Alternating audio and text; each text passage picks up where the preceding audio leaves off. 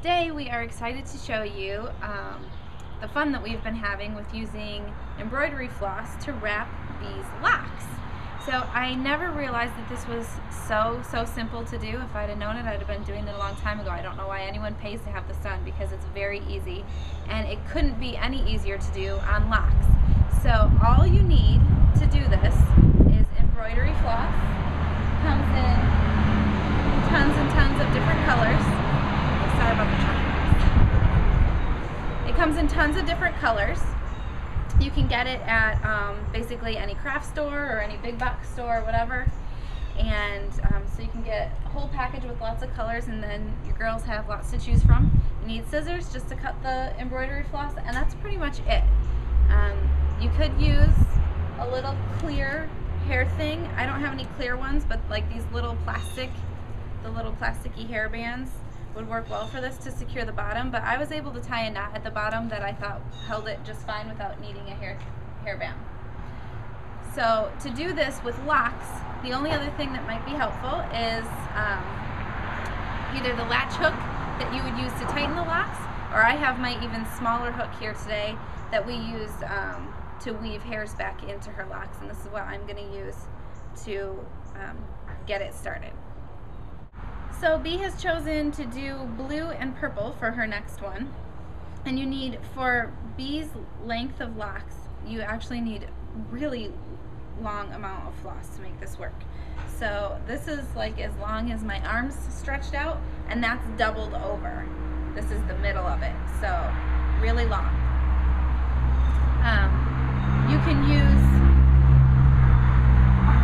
we've been doing it with just 2 colors. You could use as many colors as you want, 3, 4, 5, 6, whatever, but because it takes so much floss just to do it, I've stuck with 2 colors. Otherwise I feel like I'm using up a whole lot of floss if I was going to use 3 or 4 colors, because each piece would need to be this long.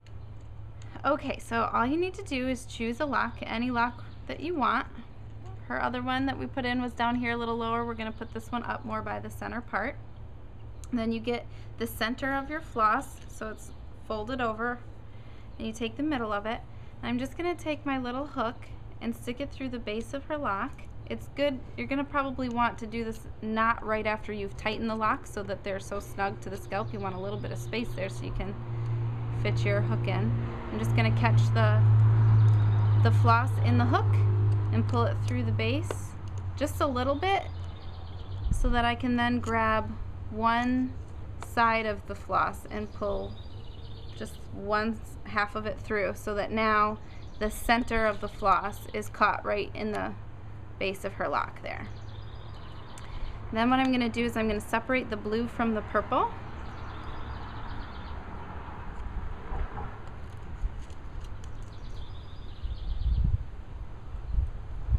And I'll start with the purple, so I'm going to hold the blue floss right along with the lock like it's part of the lock.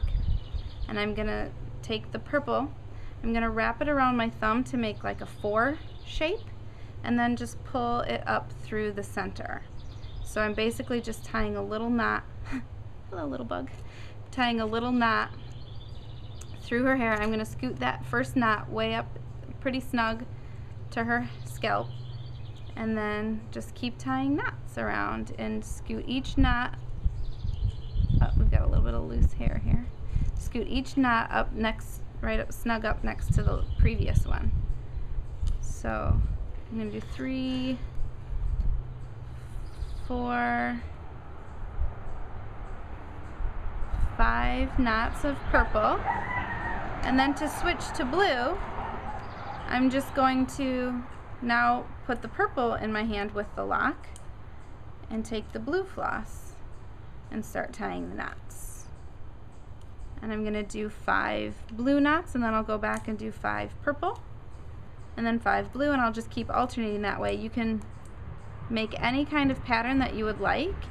You can do like 10 blue knots and then 5 purple ones, so you have a long section of blue and a small section of purple, or however you want to make your pattern. And if you have more colors, you know, alternate the colors however you want. So you can get really creative with that. And I'm doing this a little slow for your benefit, but once you get into a rhythm, you can do it pretty quickly. All right, so we went all the way down the length of her hair then, just alternating back and forth between the blue and the purple. I still can't seem to manage to get my floss long enough, so I ran out of, like, this purple one was getting a little too short for me to keep tying it. So I didn't make it all the way to the end of the lock, but I really don't think that's a big deal. So what you could do at this point is just leave it like this, but then I guess you risk your knot starting to come unraveled. You could put a little ponytail holder on the end to hold it, or what I did is I just took my remaining bits of floss and I just tied them into a knot.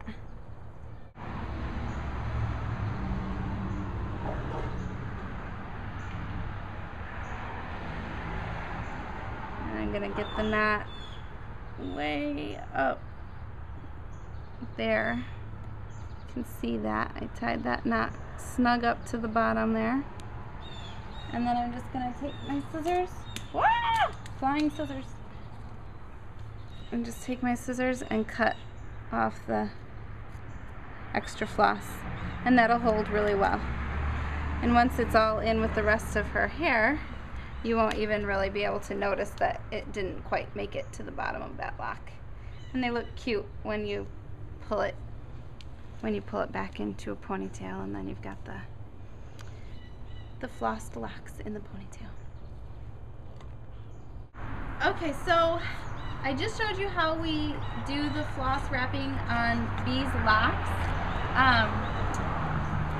V does not have locks, but she has been wearing her hair in these individual box braids for a few weeks now, so she's got a bunch of braids. She's looking a little bit like she's got locks. So I flossed one of her box braids, and it was the exact same process as what I did with B's locks. I used the latch hook to thread the floss through the base of the braid and just wrapped it all the way down and tied a knot at the end. So it was exactly the same as what I did on B. But on the other hand, if you're working with loose hair that's not already in a lock or in a braid, like the girl's cousin G here, you have to do a few extra steps at the beginning. So we're going to show you those few extra steps. Okay, so on Miss G's hair, we sectioned out a little bit here that we're going to make a braid on. And to keep all of the flyaway hairs out, I'm just kind of spritzing it down around the outside with some water, kind of combing that down, and I put all the rest of her hair back into a ponytail. We did a braid on little E yesterday too. We flossed one of her braids, and I was having a terrible time keeping all the flyaway hairs out of my way. So you're going to want to pull that hair back and maybe spray it down to keep the little hairs out of your way. So what you're going to do is you're going to take your section of hair and split it in half. Then you're going to take your floss. G chose green and yellow, and we're going to wrap it around one half of the hair like so. Then we're going to bring all the hair back together again, pull that down snug there, and now we're going to split the hair into 3 sections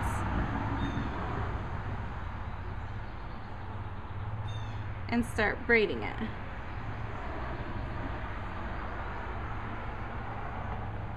So we're just going to put in a normal braid. We're not braiding the floss in with the hair.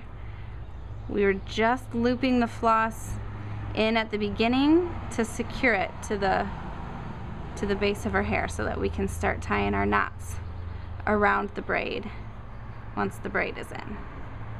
Okay, so now that I braided all the way down, I'm going to take this little hair thing. If you have the little clear ones, that would work great.